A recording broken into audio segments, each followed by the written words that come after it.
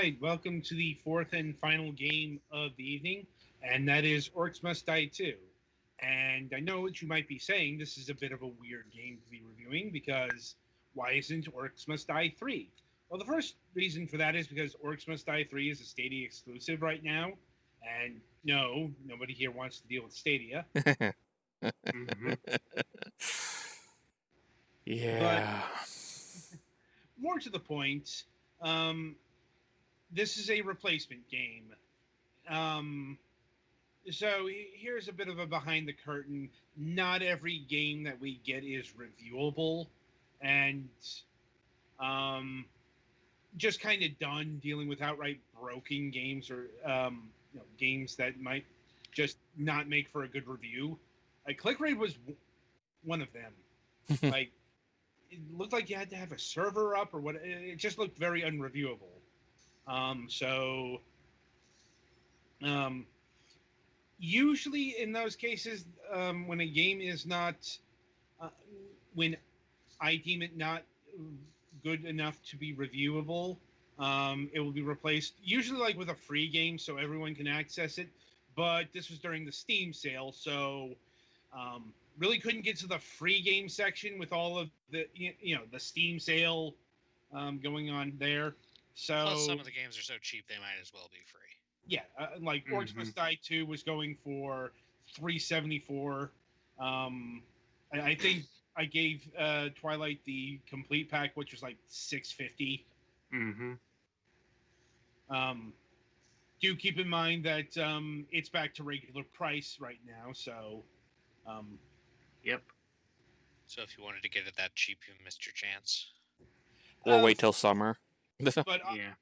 but I'll tell you right now, that's its regular like Steam sale price. I mean, I got the game years ago for that price. So you can factor that into the pricing there, Twilight. All right. Anyway, so for the body of the review, here is Twilight. All right. So, Orcs Must Die 2 is a more or less a tower defense game, but more character based. Think maybe it sounds like it's like Dungeon Defenders or something along those lines. It's not one of those tower defense games where you don't have any characters, just nameless units or whatever. Yeah, your characters sort of got a name, but it's more of a title than an actual name. You name them, and that's pretty much it. Like the characters you play in this game are the War Mage and the Sorceress. Now, I haven't played the original Orcs Must Die, but this is, from what I understand, a sequel to it, a direct sequel to it. In the original, he played as the War Mage, and he was the hero of the game. And he was stopping the Sorceress from who was in control of the Orcs from her conquests, and this picks up sometime after that she had been defeated and had lost control of the Orcs, but at the last second before they could kill her, she escapes, and now the mage killer and her are working together to stop the Orcs because they're on a rampage, and they're coming through these portals from their world, and using their magical abilities of being able to summon traps of various sorts to stop them. And well, not quite close to portals. I'll kind of leave that out. That I guess I would be considered a sort of a spoiler for the story, I guess, or not. I'm not sure really. I'll just mention anyway. Ain't that big of a deal. Yeah, apparently the portals are important to this world because the magic from them allows everything, all of nature, to live and whatnot. That's basically it. So the war mages are tasked with holding the orcs back in order to keep their world alive, basically. Fine. Well, anyway,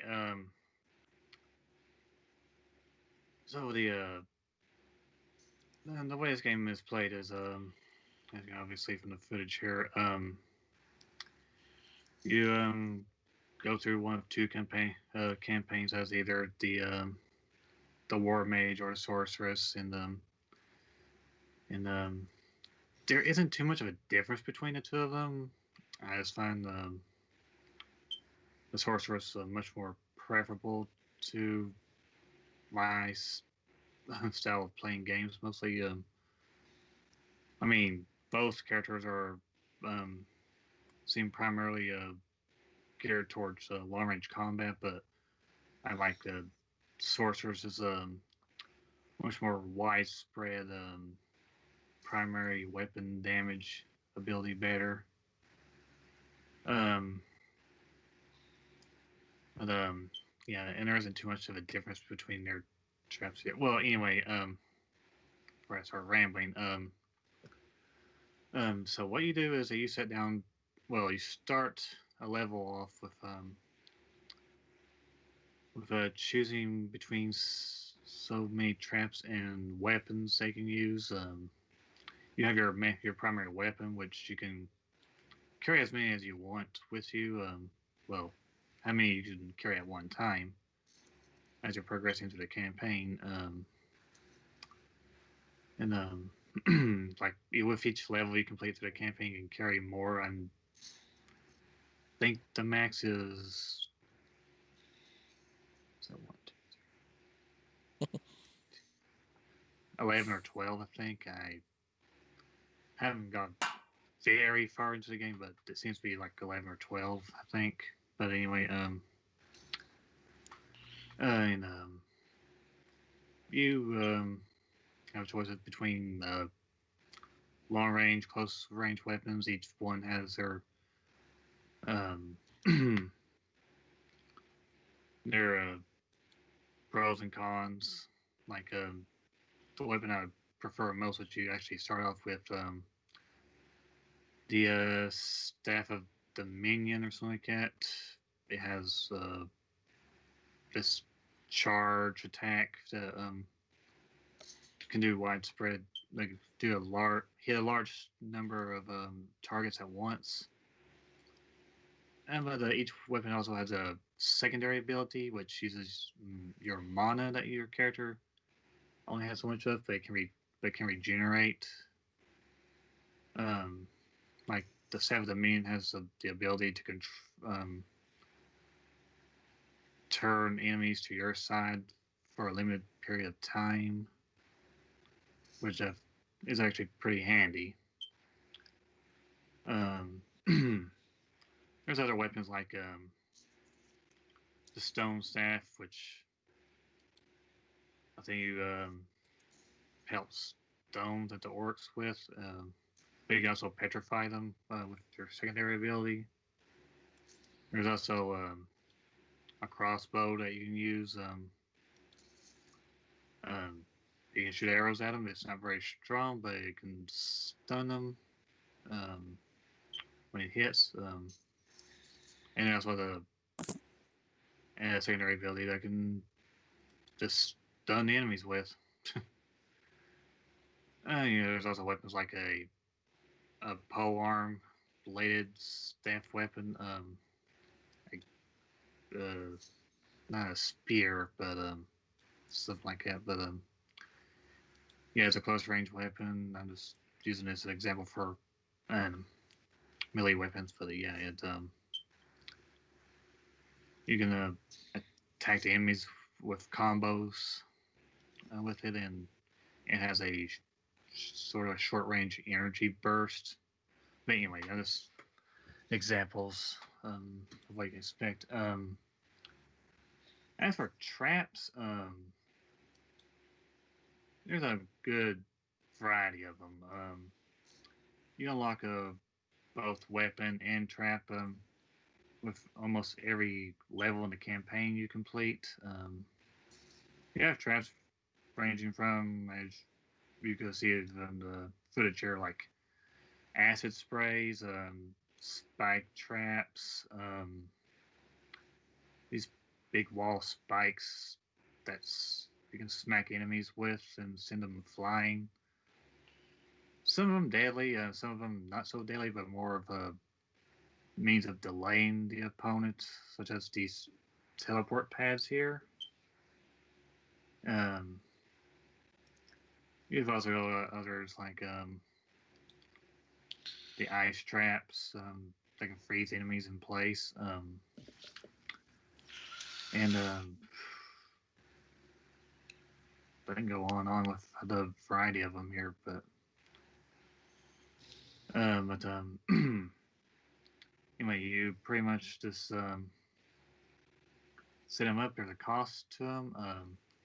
Each trap has its own personal cost. You start a level out with so many. I forget what the currency is. It's like crystals, I think, or something like that. But with each orc and enemies that you kill, you acquire so many of this currency at a time. And between the waves of orcs, you go through so many waves, and there's like short downtimes as well as brief pauses between the waves. You can set down more traps with all the crystals you've accumulated, and then you start another wave. Let's see here.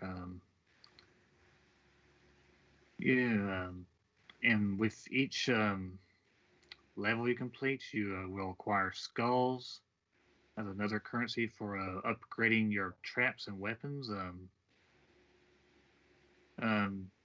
These upgrades, depending on the trap, for example, the acid sprays, this will upgrading them will increase their damage to up to about level 3, I believe, and you can also give them a secondary effect upgrade. One is I think it's like extra damage as well, and the other one is like I don't think it's bleeding. Oh yeah, slow down. That's what it is. Yeah, you can slow them down temporarily with the acid spray as a secondary effect. And there's other traps that does that as well. Like for example, the spike wall can with its secondary effect they can give it can knock the enemies back further and so on. The freezing pads can be given a secondary effect that slows the orcs down from moving quickly. Well, anyway, sorry to get rambly there. So now as for the levels and the orcs that you'll be fighting, there's a good variety in terms of the levels that you go through here. Starting out, you just have the one portal and a good stretch of terrain to fend the orcs off on. But as you go further along in the campaign, obviously things will get harder with the introduction of multiple entry points for the orcs to arrive through. Eventually, this goes from just them coming through portals, but as well as gates and whatnot. And I'm at the point I got to. They were come. This level here is actually an example of that. They were coming in through like 3 different entries, and the levels get fairly complex in their design, and you half the time you're just guessing where they might be coming from, and trying to fend them off there. Got a mini map to that shows you where they're coming from, but this basically you're just gotta figure out the best choke points to catch them in, and so you can bombard them with whatever traps you like to use, or they're suited for that level. And there's a good variety of orcs, so they'd be fighting. Get your plain old normal warrior orcs, and they eventually come in as armored units. They're tougher to take out. It doesn't take very long that you won't just be fighting orcs, though. You'll also be fighting trolls and giants. And I don't think they're goblins. They seem like goblins, though. They're these annoying little pests that just race right through the level towards the portal. Yeah, I very much in the portal a little bit here, but you also be finding earth elementals, like the one on the footage here. Each enemy unit has their own, well, not all of them, but some of them have their own special traits. The earth elementals, when you destroy them, they'll split into 2 or 3 smaller earth elementals, and they'll split again. Certain ones will, at least. I think like the earth lords are the ones that split into, that will split twice. The trolls, as I was starting to mention, they're really annoying. They were given their special ability to regenerate health, which you would see in some other fantasy games. Mm-hmm. This, but yeah, I haven't seen all else. I mean, there's they do introduce in some of the DLC more elemental based enemies.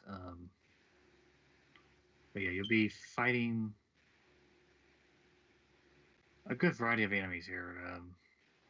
Yeah, so I need to mention the portal, or the what you're defending. Yeah, your goal is to prevent the exit point from collapsing. It has its own set of I guess you could call it health, and as like you'll be starting out with, I think, like 20 points of health, and what you want to be doing is not, of course, letting that drop to 0. Otherwise you lose, and yeah. So of course the entry point, the exit will have a higher amount of health as the game goes along, but yeah.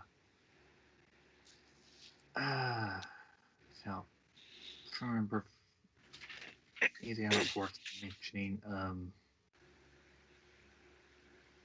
Well, you can die as many times as you want, and you'll just respawn. That's already been shown here. Of course, you lose the number of skulls you can win in each in each with each. What I'm trying to say is you'll lose how many skulls you can win. So I guess that's it for the basic game. This there's of course other modes of play you got here, not just a campaign, but there's also like an endless mode that you can go through there. They're a fair bit more difficult in the normal campaign mode, you won't be winning as much of the currency that you need for your traps. So that's basically the said to be the best way to farm skulls, but I personally don't agree there. I find it easier just to farm them in the normal campaign levels myself.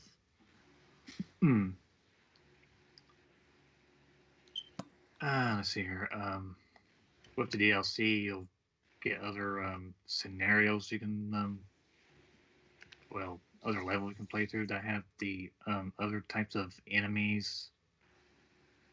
Like one has the fire and water DLC. Be fighting fire and water based enemies. Others more snow based. You'll be fighting yetis and whatnot. Yeah. Let's see now. Make sure I don't forget anything. I guess let's see here. There's the weekly challenges as well. That kind of speaks for itself. You're starting into a level with a predefined loadout of weapons and traps, and work with what you got there. I don't think I'm forgetting anything else to mention in terms of the gameplay itself. Well, besides the traps and weapons, you also got trinkets they can use as well. They give various effects, such as healing, extra money, or the currency that you win from killing orcs. That gives you the ability to gain more of that, and so on. And there's costumes you can unlock for both characters. So yeah, I think that's about it for the while in the game. And there's also multiplayer as well. I'll get to that. That's one of my that's part of my opinion here. As for gameplay itself, I enjoyed it. It can be fairly challenging. It's pretty obvious here, and this game was made with the multiplayer in mind. At the point that I got to, the game really ramps up in difficulty, and you can tell that they were this was geared towards the multiplayer side of the game. You can go through the campaign with two people. There's two characters, obviously, and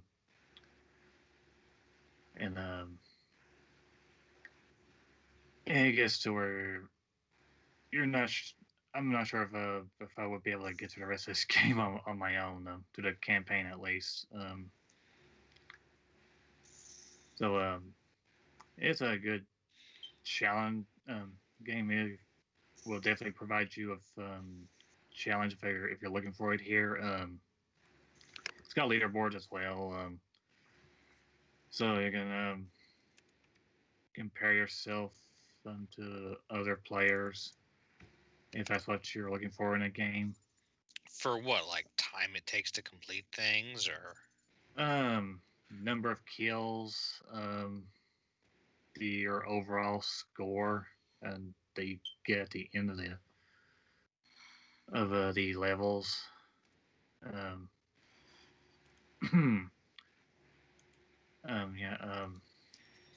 Like you're what you're scored on the what you're scored on is based on various what's the word I'm looking for here? Different variables, like how many times you die, the combos, kill streaks that you manage, so on and so forth. I personally don't really care for that sort of thing. I mean, in terms of comparing myself to other people.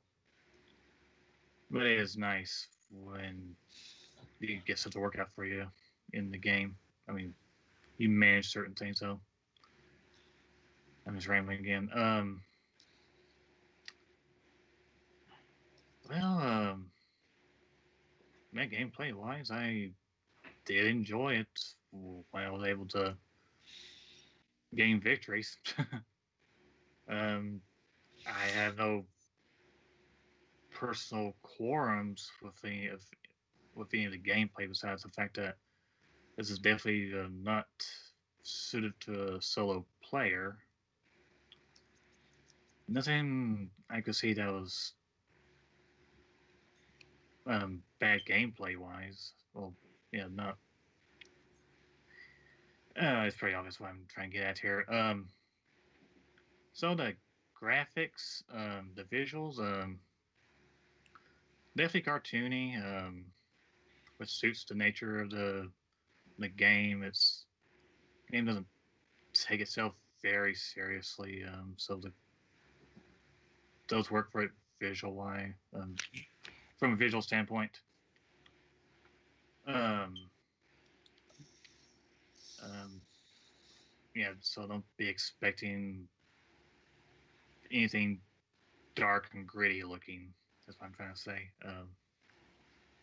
The character designs, I do like. I'm kind of wondering if the Mage Killer was based off of not Mage Killer, War Mage.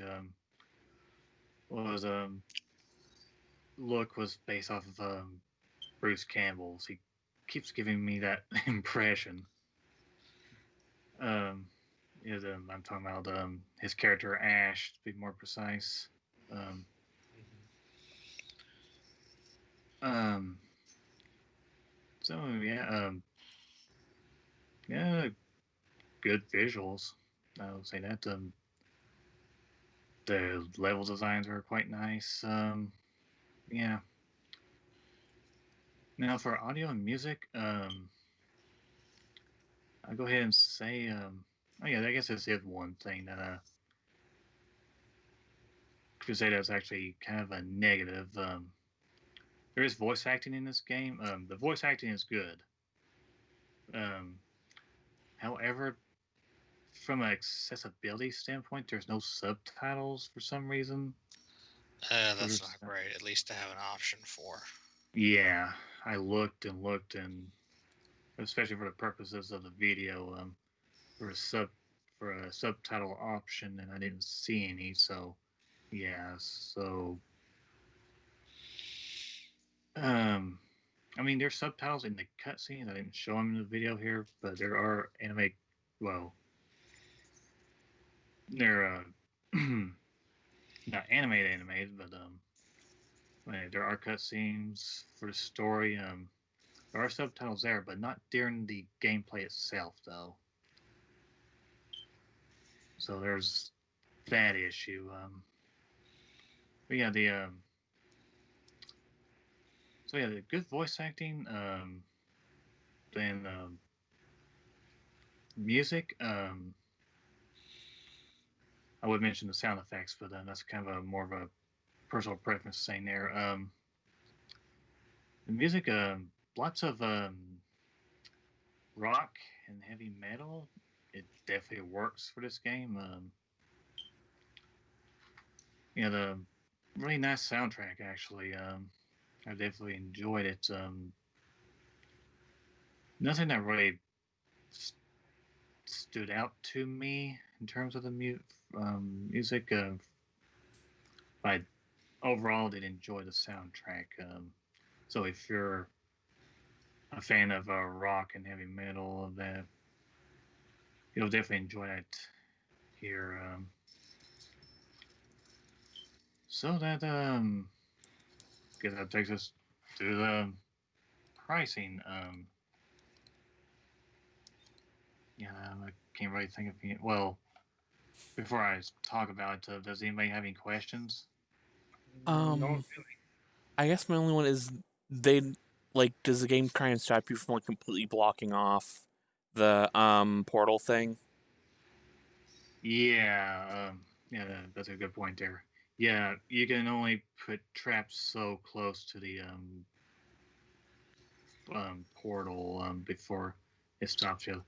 Both the Orcs' personal portal and the exit point. I mean, it looks like you could possibly block it off here, but yeah, the game won't let you build traps in certain spots, so you can't really stop them from Mm. going inside. And there's the Orcs' personal portal. There's a boundary. There's a wall there that you can't go past there for their entrance. Makes sense. Yeah, and there is a barricade trap, but you it only goes so far up. So and the Orcs can quickly destroy that. Though you do have can give it an ability to regenerate, basically, or self repair. So yeah. So I guess there's no other questions. Pricing. Let's see here. Now the price for the normal game of well, yeah, this the standalone game is right now $15. As we said, as Adam said earlier, here on sale, this game is normally like 30, 50 something, I think. 374. Oh, 374. Okay.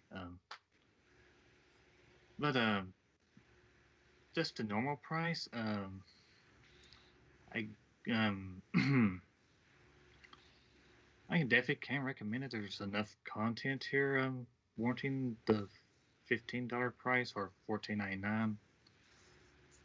Um, but of course, that's up to the person themselves. As for the complete pack, that includes not just Orcs Must Die too, but also the other DLC, which is like um, Are We There Yeti, Family Ties, and the Fire and Water Booster Pack. That goes for the price of $24.99. Hold on here just a moment. I wanted to check here right quick if it includes the soundtrack. Didn't see it listed there. No, that doesn't include the soundtrack. Okay. That is $25.